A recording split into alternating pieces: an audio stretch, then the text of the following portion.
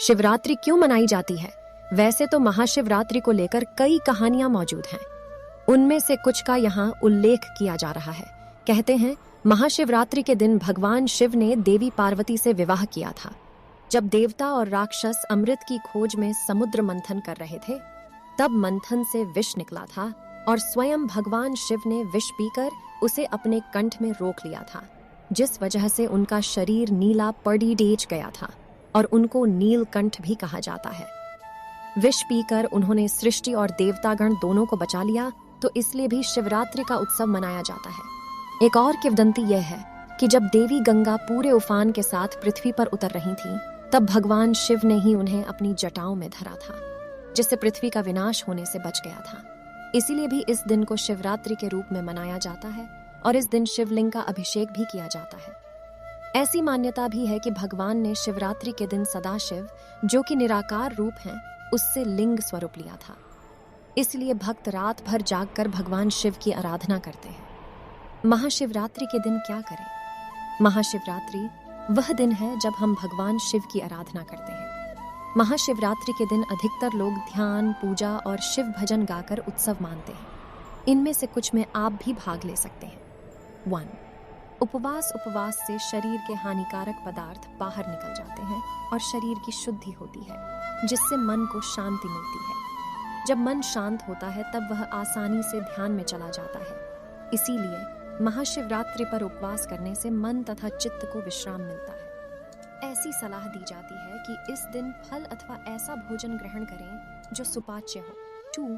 ध्यान महाशिवरात्रि की रात को नक्षत्रों की स्थिति ध्यान के लिए बहुत शुभ मानी जाती है। इसलिए लोगों को शिवरात्रि पर जागते रहने और ध्यान करने की सलाह दी जाती है। प्राचीन काल में लोग कहते थे, यदि आप हर दिन ध्यान नहीं कर सकते हैं तो साल में कम से कम एक दिन ध्यान अवश्य करें। महाशिवरात्रि को रात्रि जागरण करें और ध्यान करें। 3. मंत्रोच्चारण महाशिवरात्रि के दिन ओम नमः शिवाय मंत्र का उच्चारण सबसे लाभदायक है।